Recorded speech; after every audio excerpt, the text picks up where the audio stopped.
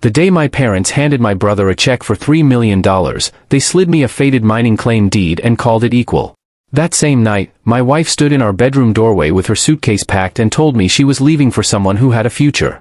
I drove 12 hours into the mountains planning to forfeit the claim and disappear from the humiliation, until a geologist crouched by the creek, tested the water, and dropped his clipboard.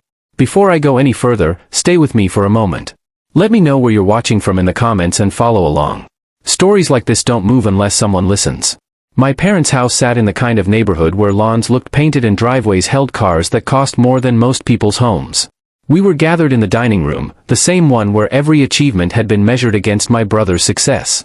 Tyler sat at the head of the table, already grinning, already certain this moment belonged to him. I stood near the window, hands in my pockets, pretending the tightness in my chest was just the drive-over. My father adjusted his reading glasses. "We've structured everything carefully," he said. "We want this handled while we're here to see it through." My mother squeezed Tyler's shoulder. "Tyler," my father continued, sliding a leather portfolio across the polished wood, "we're establishing a $3 million trust fund in your name. The investments are sound. You've earned this." Tyler didn't even pause. He opened the portfolio, scanned the first page, and let out a low whistle like someone admiring a car they'd already test-driven. "This is incredible," he said. My mother was already talking about diversification strategies and quarterly distributions. Then my father turned to me. "Marcus," he said, pushing a single manila envelope in my direction. "Your father left you the mining claim." "The mining claim?" I picked up the envelope slowly. Inside was a deed so old the edges had yellowed, a survey map from 1987, and coordinates to land I'd only heard about in stories. 43 acres in the San Gabriel Mountains. An abandoned silver claim Dad had registered decades ago and never touched. No trust fund. No investments. Just paper. "It's been in the family," my father added, like that explained anything. I looked up, waiting for the rest. There was nothing. On the drive home, the silence in the car felt like a third passenger. My wife, Nicole, stared out the window until the city lights thinned into highway darkness. "So that's it," she finally said. "Tyler gets set for life and we get a hole in the ground." "It's not just a hole," I replied, though I wasn't sure I believed it. "It's land. We can sell it or—" She laughed, sharp and hollow. "Sell it to who, Marcus? Hikers? It's worthless. You don't know that." "I know you," she said quietly. "And I married someone who had ambition. Not someone clinging to his father's leftovers." At home, she didn't even sit down. She moved through the house like she was already gone, pulling clothes from drawers, packing with the efficiency of someone who'd been planning this. "This isn't what I signed up for," she said, folding a sweater I'd bought her for Christmas. "Nicole, please."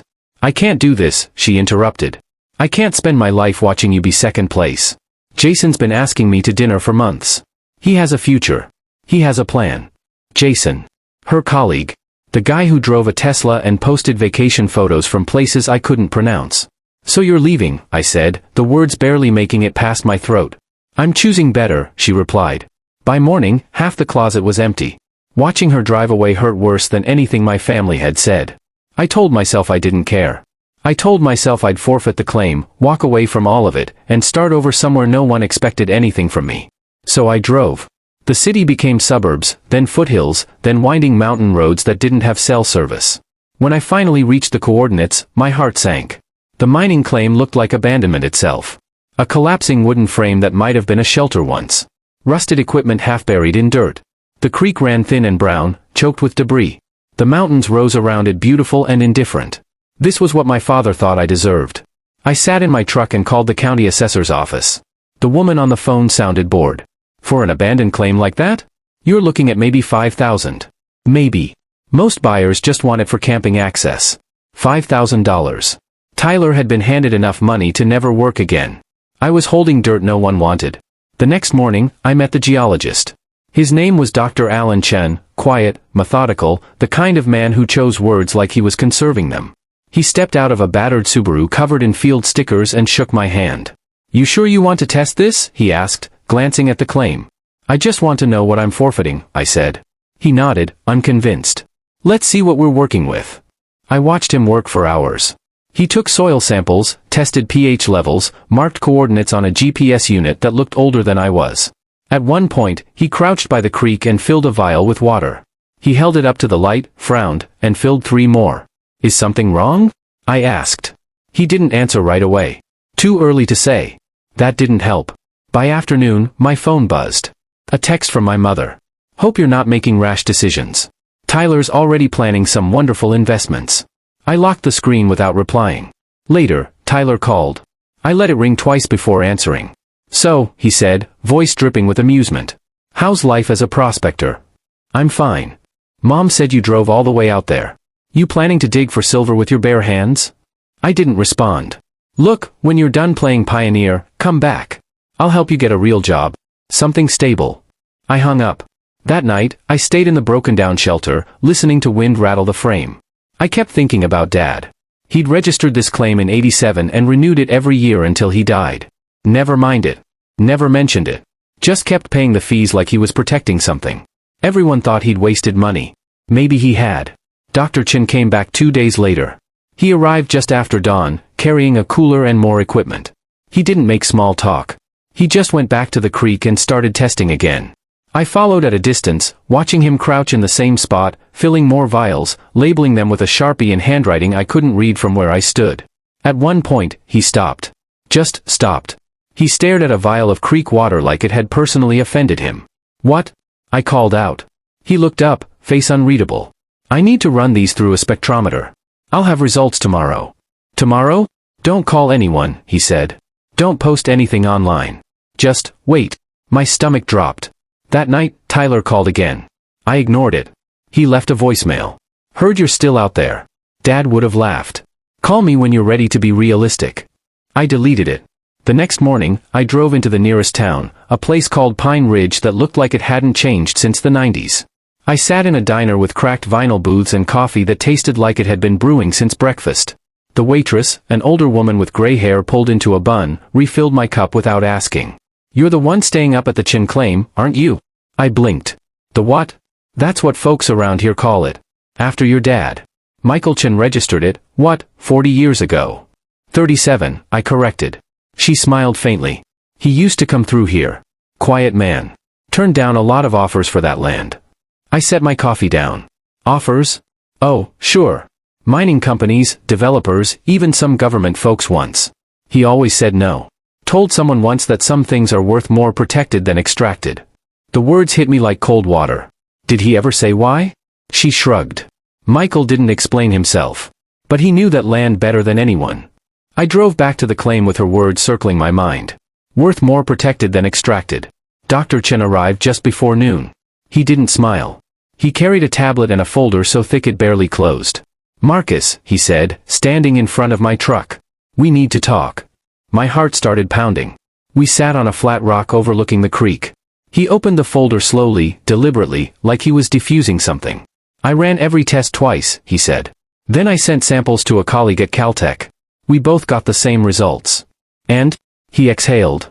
This water, your creek, it's flowing through one of the richest rare earth element deposits I've seen outside of controlled mining operations. I stared at him. What does that mean?